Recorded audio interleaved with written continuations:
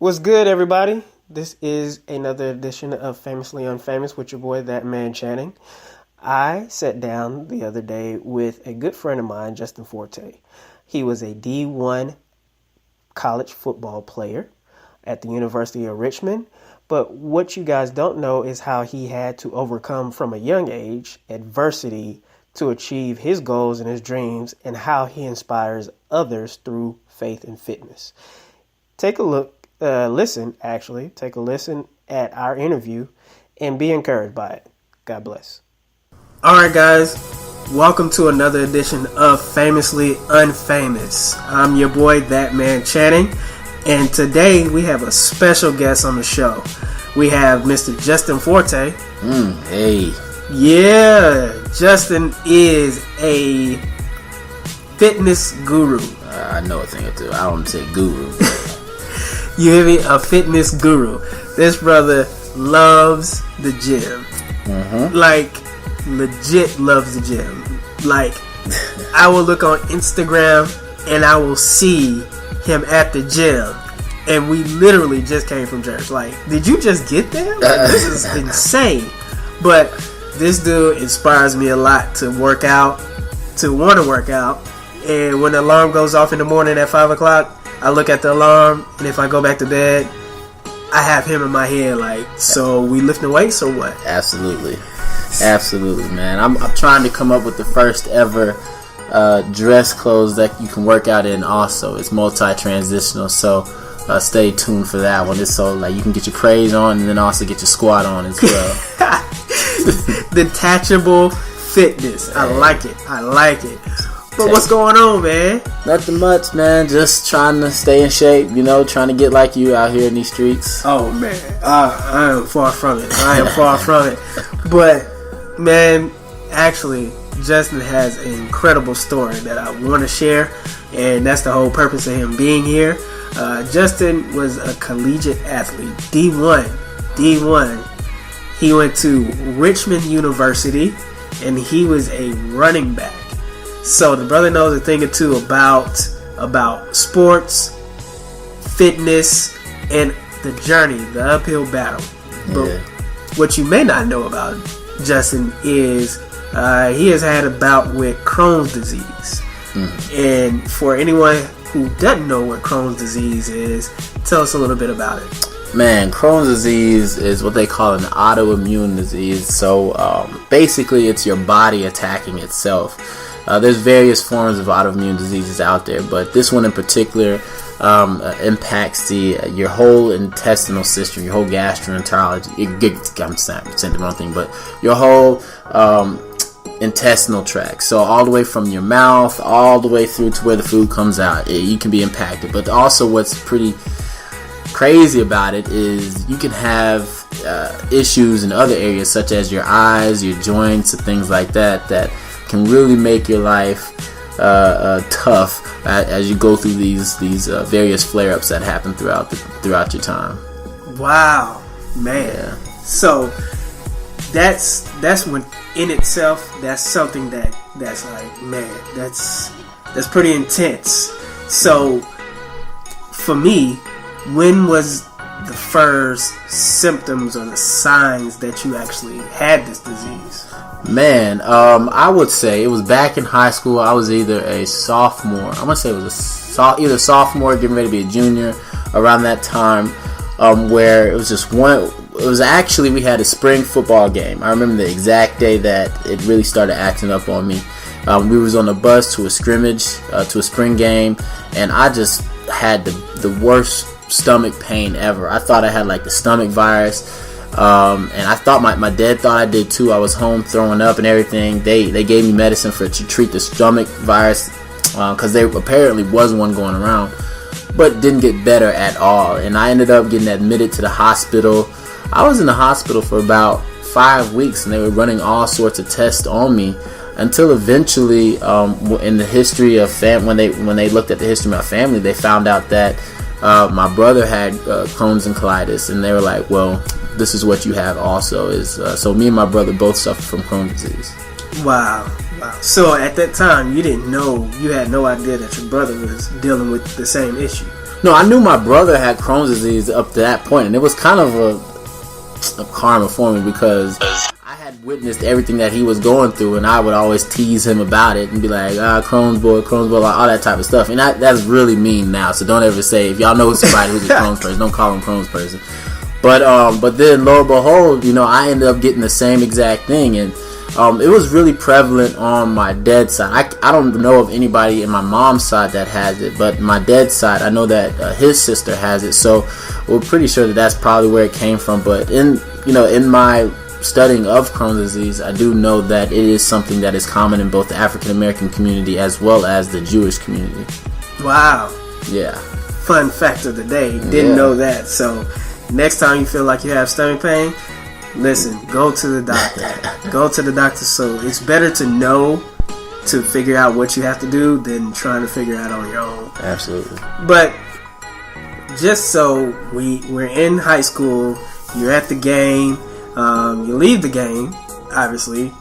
Well, actually, no, I played the whole game with it. I played that whole scrimmage, finished it off, got admitted to the hospital, and then I pretty much was in and out of the hospital for quite some time because I was in Crohn's disease. We have what we call flare-ups, or which basically are time periods that you're feeling really, really bad, where your intestines are really, really inflamed, and basically everything you eat, is trying to pass through a really inflamed intestinal tract. So what doctors always try to say, it's kind of like spraining your ankle. When you sprain your ankle, you want to rest it as much as possible because it hurts to walk on it. It's very swollen. They say that that's basically the same exact thing that happens to my stomach. It's basically injured, and I need to rest it and ice it. And I'm like, how can I rest my stomach? Like when I gotta eat every day. Wow. But it was just, it really was a time period where I was scared because I had absolutely no control over it. And these flare-ups can go anywhere from a couple days to literally probably about like 4 or 5 months. I've had probably flare-ups that lasted several months and have impacted me in a variety of ways. And it can be very, very depressing because at that time period in high school, I was good at sports. I enjoyed playing football.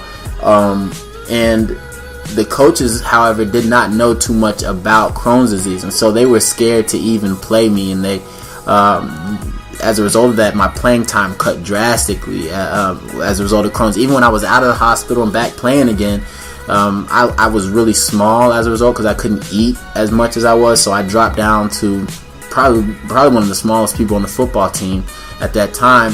And it all came down to my senior year, my very last year, where I remember actually meeting with, we had what they call like a home advisor, or a home advisor who would basically help assist you with preparing for life after high school. And I was with my mom, and he asked me, what is it that you want to do once you're done with high school?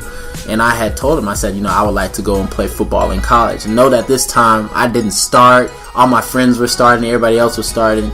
And the coach basically told me, he's like, I'm be honest, I don't think you're good enough to play college football at this point. And I was heartbroken at that time. I looked at my mom. She looked at me and she said, okay, well, we got a lot to think on. But if my son wants to play college football, he very well can be able to play college football. Wow. So that summer, I put in a crazy amount of work. I was running at a Piedmont Park. I had training. I was working out like crazy. And then that next year, man, I played probably the best game of football I've ever had in my life. That year alone, I ended up getting the State of Georgia Player of the Year. I ended up setting rushing records. I ended up, putting up incredible numbers for the state of Georgia at the highest level of competition in the state of Georgia. And based off of that year alone, I ended up getting a scholarship to the University of Richmond, which was pretty shocking because usually when they recruit players, they do it off of their junior or sophomore year. Right. But I didn't have any film until pretty much the year was over. And for me to be able to accomplish that much out of nowhere was a pretty big thing. And all the coaches were like, well, we didn't know he was as good because he had Crohn's disease. I was like, well, you didn't know what Crohn's disease was. Right. So that's an interesting point.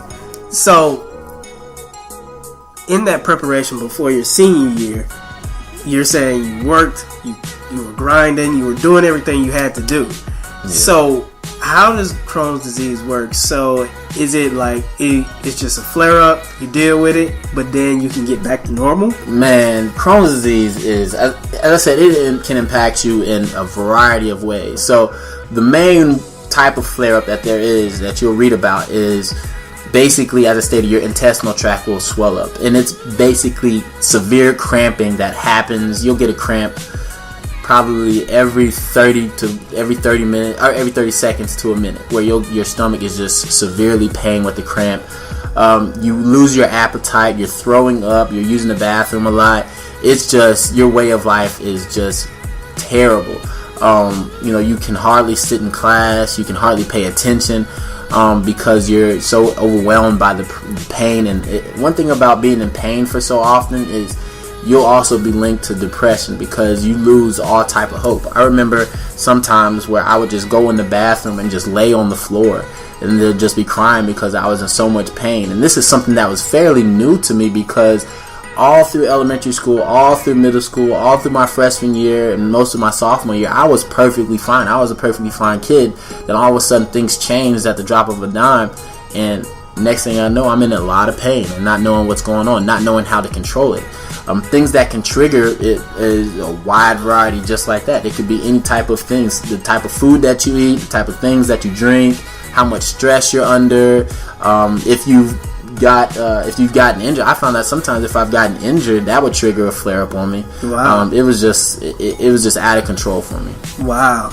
So that's interesting. I mean, when you say that depression is attached to it, where you can't even figure out like when, it's almost living with like a ticking time bomb. You never know when it's going to set off, what sets it off, if I move this way or anything like that. So I can imagine how that feels a little hopeless at that time.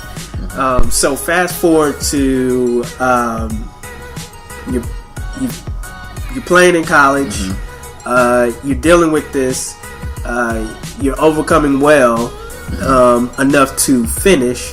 So, well, actually, college was a struggle for me, man. I will admit that I probably had more flare-ups in college than I did in the little time that I had in high school. But college was very tough for me. It was a very stressful atmosphere. College, being a student athlete in college, your whole mindset on sports has to shift from how it was in high school. High school, it was basically all fun. We're brothers. We're out here. We're balling.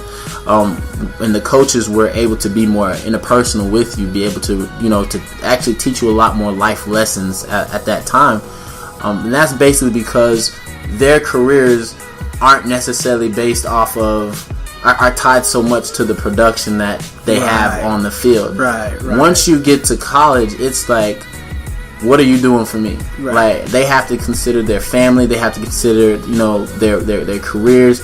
So if you weren't one that either they didn't recruit or that they saw as could contribute right away, then you could very well be tossed to the side, and pretty much your whole college experience could be simply just working out because you weren't getting on the field. Right. And that was a whole nother level of depression and stress that was added on top of my Crohn's disease, which is triggered by stress and depression. So it was tough. And the head coach, I remember one specific incident where I'm struggling with the flare. And once again, those coaches know nothing about Crohn's disease.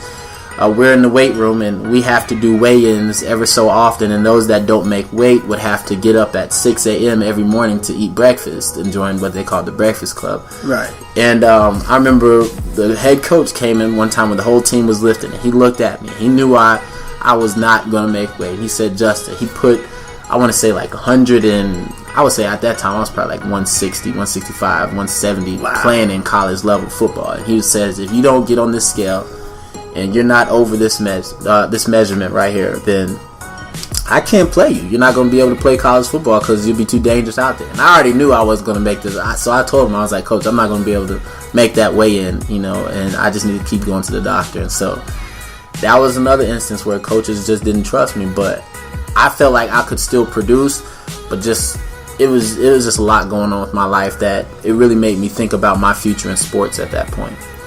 Wow. Wow. Well, it's crazy. So now we transitioned after school. Now you're out. Now you're in life. Now you're dealing with this. Your regular job right now is working with United Healthcare health insurance. Yeah. Oh, okay. Yeah. So you're in the health industry. So was that like pre-planned or something you just fell into? Man, it was through networking how I got in the health industry. I like the healthcare industry and all. But getting this job was just straight up networking and getting in there, getting around people that I know that went to school with me or that graduated from the University of Richmond, networking with them, getting introduced to the industry, and then just being successful and thriving in that industry as well. But all the while, I'm still struggling with, I still don't have my Crohn's disease under control. I never had it under control in college, never had it under control in high school, and after college, I didn't have it under control as well. Then, I was still having flare-ups, still being sick, still going in and out of the hospital during that whole time. But one of the things that I want you guys to understand is, as a result, when you injure yourself, you build up scar tissue every time you injure yourself. And that's the same thing that would happen when I had every single flare-up that I had. It would happen in the same exact spot in my intestinal tract.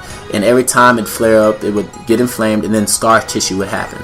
As a result of this, with all the flare-ups that I had over these years, I ended up getting about to a 90% blockage in my intestines. Wow. And every single time I went to the doctor, they would test the mass. There was a mass in there that was causing the blockage, and they would always try to test it to see if it was cancerous because it looked terrible. When I saw it on image, I'm like, yo, that looks terrible. And I'm scared every single time that it would test for cancer, but the doctor was like, well, it's not cancer. It's just literally just a big scar tissue mass that's piling up. But at some point, they always stated, you will have to get that removed, because if it blocks completely, you're going to have a terrible experience at that time, and you're going to have to be rushed in an emergency surgery, but you're going to have to get that mass removed.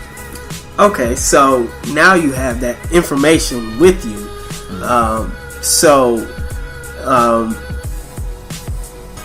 That's what led you to surgery, correct? Absolutely. Yep. So into that preparation, you were obviously doing it before it had to be done, obviously. So take us through. You've dealt with this disease for a long time. Now you're finally getting to the point to where you're in surgery, so you can help it. Now, does that solve the problem? Can Crohn's disease be cured? There is no cure for Crohn's disease. There is absolutely no cure for Crohn's disease, and they've always told me that even if they remove the mass, that it could very well come back within a year, within 2 years, however long, because it's still an autoimmune disease. The area that they're removing is just a cause of the autoimmune disease in a whole. Prior to the surgery, I was still working out. I was training, all that stuff, but it was still a really painful process. And I don't know how I've gotten to the point now as well as I'm feeling, as simply as a result of cutting out the mass, considering the fact that I still have Crohn's disease, but I feel 100 times better than what I did prior to the surgery. But prior to the surgery, I had this, every time I would eat like a cookie or anything that had dairy in it, man, I would be feeling miserable the next day. And that's what was bad. Like, I'm great at working out, but as far as diet wise, absolutely terrible. Some things I could not give up. So eventually my wife was like, look, I went to the doctor. He was like, look, none of the medication you're taking is working. The only thing that we can do right now is to remove this mass. You qualify for it. Let's go ahead and get it done. And I'm like, all right, cool. Let's do this surgery. Let's get it over with. And I mean, if it comes back, it comes back. But at this point, I just got to get better than what I'm feeling right now. Wow. So, post-surgery,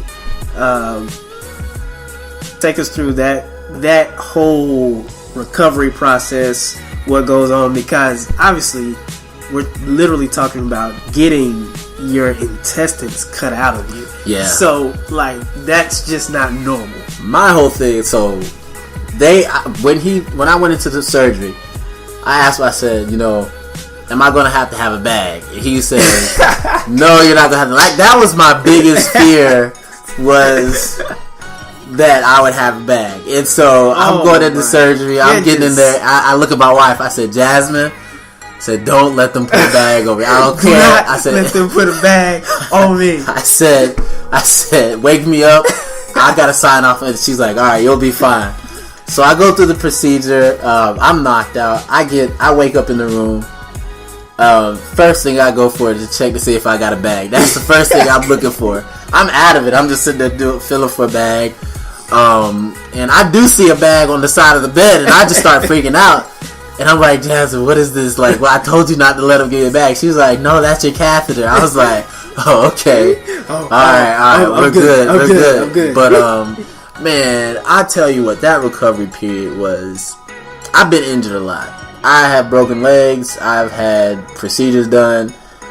So I thought going into this, I was like, all right, I'm going to be good. It'll be fine. But that was probably one of the toughest things I've ever experienced in my life. Man, just laying there on that bed, they had to put all the ice packs, all the stuff on my stomach because of how they had to close it back up. I was on some serious pain medicine, but what was crazy about it is the pain medicine made me nauseous, so it made me throw up. And if you can imagine, I got 8 inches of my intestines removed. I got a huge cut, that's stapled shut in my intestines on my stomach right now, and I'm sitting here coughing and throwing up. That was the most painful thing. And I just remember one day where, because they won't let me leave the hospital until I had a bowel movement, and I wasn't going to be able, and all they were feeding me was ice. So I'm like, look, doctor, this isn't adding up. How am I going to have a bowel movement if all I'm eating ice? But he was like, look, I'm a doctor, I've done this, just let me know when it goes through. So at one point I'm nauseous, I'm throwing up, and I'm in so much pain because I'm throwing up and I'm pressing on my stomach that all I remember is the whole room got completely dark, and I literally felt a voice tell me to give up, it's over, you're not going to get any better.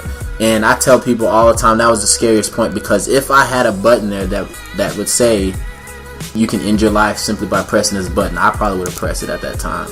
Wow. That's and in hindsight, now whenever I hear somebody struggling with depression and stuff, like, that's where my mind goes, to that feeling of helplessness, where it's not going to get any better, where you would be better off dead than continuing to go through what you are right now. And I'm telling you, I'm a strong person. I've been through all types of pain.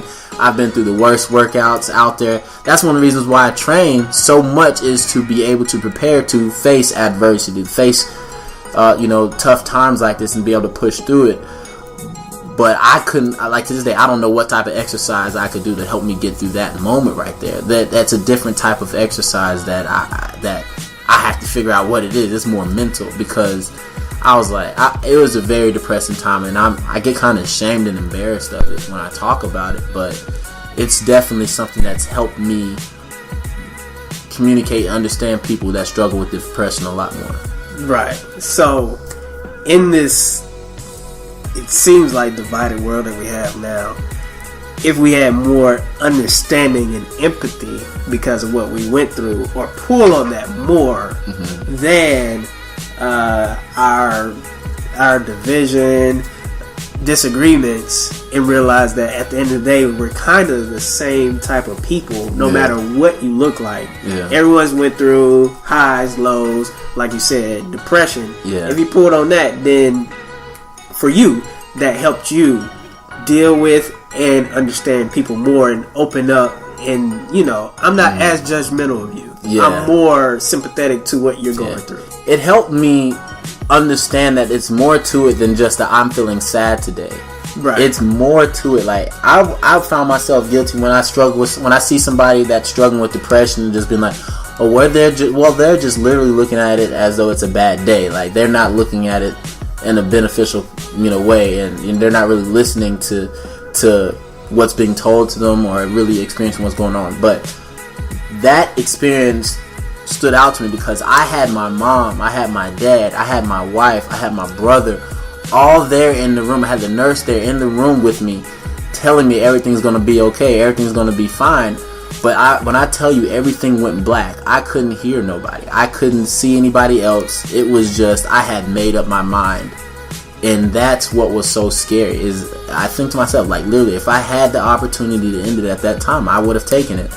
And it's more, I realized that it's more than just a situational thing that comes up. It's literally like a sense of helplessness that you feel like you have no control over. Right. And so definitely that's why a lot of people try to drink themselves away from that realization, drink themselves out of that mindset, and a type thing, because man, when you're there, it's a scary place to be. Wow.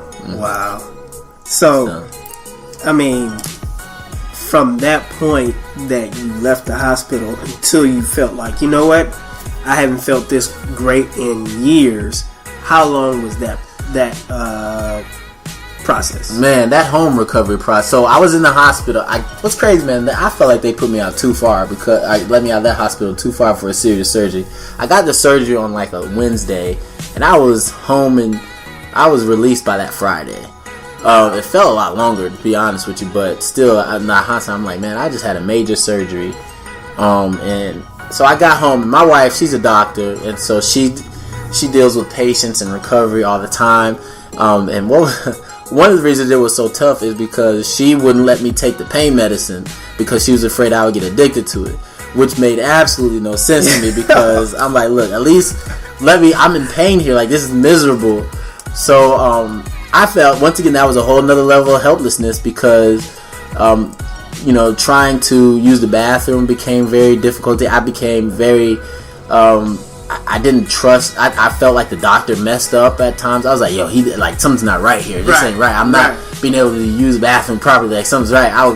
It was just I was, once again, had another level of helplessness come in. Like, I couldn't walk around the house. I'm sitting in the bed, and I'm big on working out. I literally saw myself deteriorate before my eyes because I couldn't move. But that recovery period was tough, and I'll tell you what, if I had to get that surgery again, I wouldn't do it, because that was miserable. Even now, and I have to remind myself now, because I feel great now, I have to remind myself, man, look, you remember how you were feeling in this time when you were in this room? And I'm like, yeah, I don't want to have to do that again. So I need to make better decisions with my diet and everything like that. Wow, man, this is definitely been eye-opening.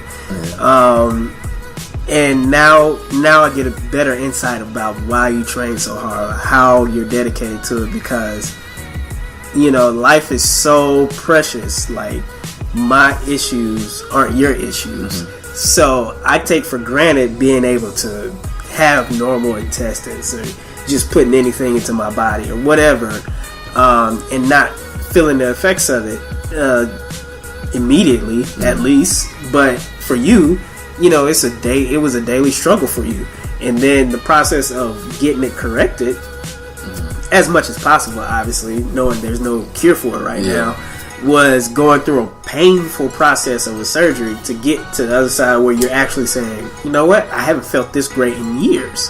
So now when people see you and people understand your mentality about working out, that's where it comes from, right? Yeah, that definitely comes from that. I want to be able to, I trained for that moment where I felt like I was going to give up. So I'm like, well, I need to push my threshold further to where I feel like I can take more. I like, training my body, making sure it's active, not letting it get to the point where it just gets complacent. I like pushing it to the point where it's always working, where it can bounce back faster from things. Because if you're not working, if my body's not working, if I'm just letting it remain complacent and stuff, then when it does get injured, when it does have something, it takes a lot longer for it to bounce back. So if I'm sitting here training, keeping it active, then that allows for my recovery to be increased. That allows for things to not impact me as much as they would if I was a person that wasn't active, that was just sitting at home. And then just getting out and being active, keep you from making bad decisions as far as diet and stuff. Because if I'm working out, I'm like, all right, I need to eat something well. I need to take better care of my body in order to be able to have my next workout. So that's one of the things that I'm excited about. So as we close the day, if you had one bit of advice on just the mentality that you have that you can share with other people to help them continue to go on with working out and taking accountability over your body, over your temple that you've been given. What would that one specific I guess you would call it, what would be that thing that you would tell them to overcome that? I don't want to do it. Yeah.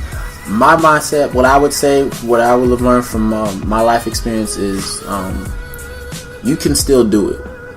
I talk to people who say, man, I have this going on, I got this situation going on, I have this situation going on, I have this situation going on, that keeps me from accomplishing my goals. It's so easy to quit and to find excuses. It's so easy to say why you can't do something, but I always had to tell myself, even once I found out my first diagnosis back in sophomore, that you can still do this. You can still accomplish it. You may have a steeper hill to climb than everybody else, but it doesn't make things impossible. Yes, I'm be honest with you. Yes, I had a dream at a young age to play in the NFL, to do what I wanted to do, to take my level of playing to that next level. But it wasn't necessarily Crohn's disease that took that desire from me playing in that. It was other areas that made me say, hey, you know what? My desire is not necessarily in that playing as much. But what motivated me through that whole process was the fact that I had Crohn's disease stacked up against me, and I was like, I still want to be able to operate at the level as all these guys, still be able to operate at an elite level, which I was able to accomplish. So you can still do it. Anybody that's going through any trials or tribulations, anybody that has any health issues or anything like that, you can still be active. You can still go out there and execute at the level that you desire to do. It just takes motivation. It takes you getting around guys and people that push you and motivate you, putting positivity inside of you,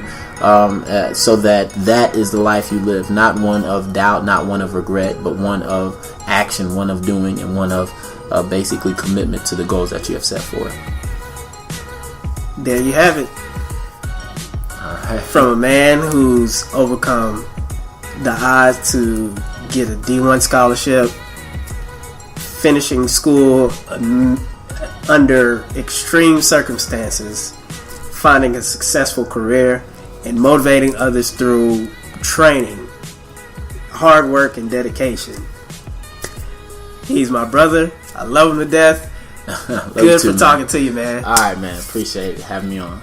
This has been another edition of Famously Unfamous. Check back. We'll have more inspirational stories of people who've overcome adversity as well. God bless.